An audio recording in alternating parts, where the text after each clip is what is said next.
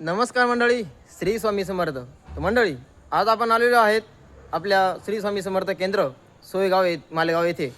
तर आज उद्यापासून पारायणाला सुरुवात होणार आहे. तर आता तुम्हाला आपलं जे केंद्र आहे ते केंद्राची आता सजावट चालू आहे.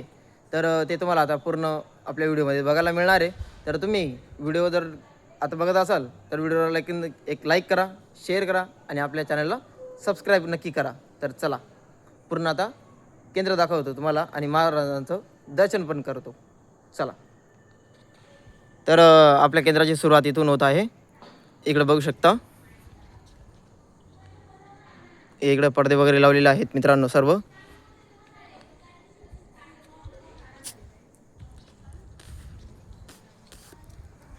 इथं आंब्याच्या पानांची माळ अशा पद्धतीने लावलेली आहे, बघू शकता.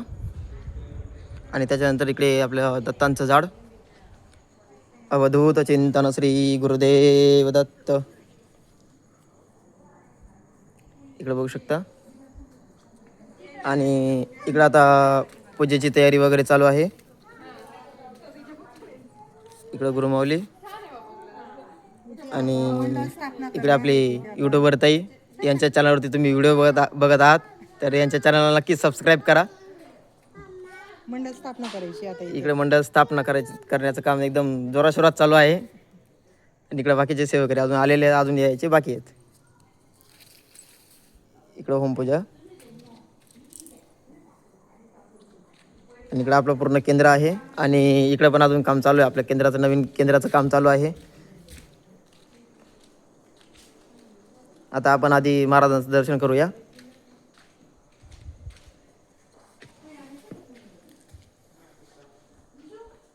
इकडं आपले महाराज श्री स्वामी समर्थ.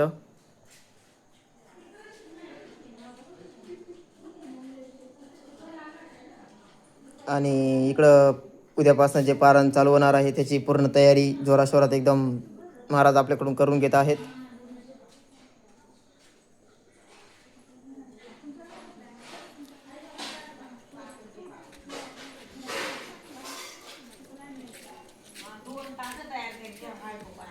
इकडं पालखी पण एकदम जोरात आहे.